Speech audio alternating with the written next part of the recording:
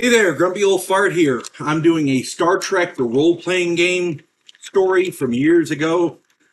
I'm titling this one, Where's a Doctor When You Need Him? Because, this happens a lot in tabletop role-playing games, and I'll get into that in just a second, but this happens a lot, and it's something that every game master has to deal with in every tabletop role-playing game. Years ago, I was running a short campaign for 5 of my friends. We were running Star Trek, the role-playing game, the old FASA version. It's the only one that I play. I only play FASA Star Trek. I only run the D6 Star Wars. So, Larry was the captain. Mel was the executive officer. Corey was the helmsman. Greg was the security chief. And Mike was the doctor. Everyone else was an NPC, and all was going pretty well. The only issue I had was the same. This is the issue I'm talking about. Most of the players had geared their characters to be warriors, regardless of their rank or position on the ship. For example, Mike's doctor could outfight most Klingons and was a sharpshooter with virtually every weapon. His medical skills, however, were somewhat lacking. I talked about this in a different Star Trek video as well. I had an entire bridge crew full of security chiefs, but nobody could do their job. I think Mark was the captain, as I recall.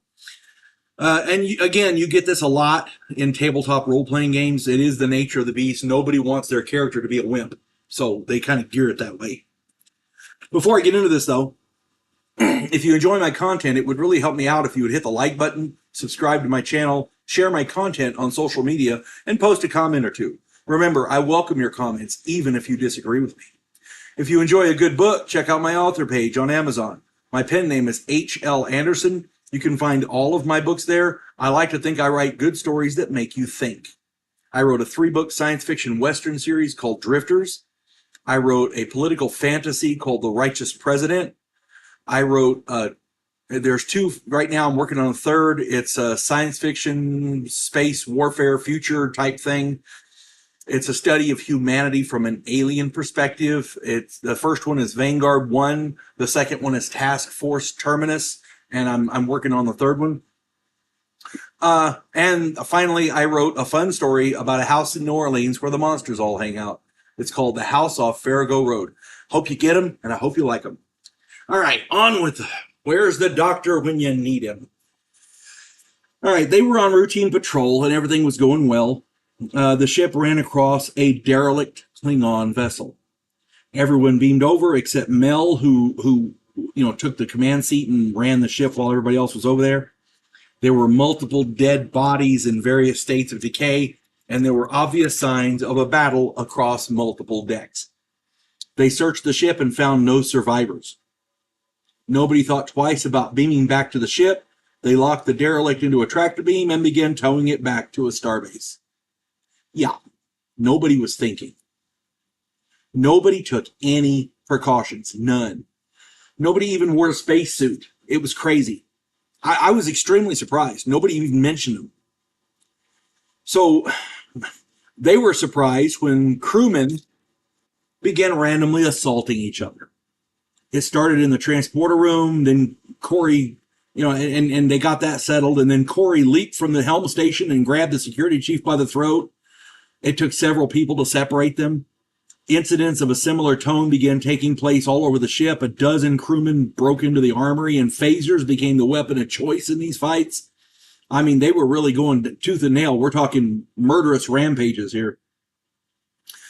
This went on for some time, and the captain repeatedly, once these fights started breaking out, the captain repeatedly asked the doctor to investigate.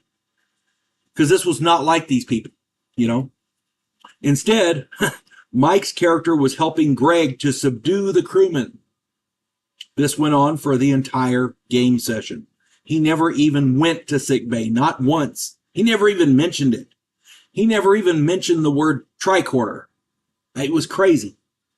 Eventually, Larry's commanding officer was murdered by his executive officer, who was in turn murdered by Mike's doctor. Greg's security officer was murdered when his phaser ran out of energy and he was overwhelmed by a dozen crewmen. Had the doctor investigated in the slightest way, he would have discovered the microscopic life forms infesting the crew. They didn't show up on normal scans. The transporter didn't filter them out. Every position on the ship is important. Every position is important, and none more so than the doctor. But they've got to be able to do their job. They've got to think to do their job. It's a team game, people. It would have been nice if the doctor had decided to show up. You know, that's the thing. That's one scenario where they needed the doctor, and he never bothered to act as the doctor. It was crazy. It was absolutely crazy. But you get crazy stories like this in role-playing games. It's just the way it is. Oh, yeah. Anybody with similar stories, put them in the comments. I'm sure we'd love to read them. Hope this finds everybody well. You folks have a good one. God bless one and all.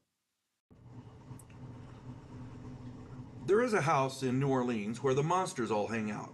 When the police detective, who happens to be a skinwalker squirrel, uncovers a plot by a paranormal perpetrator, he has to enlist the aid of his fellow housemates. If you enjoy a modern, quirky take on historical mythology, check out my new original novel, The House Off Farago Road.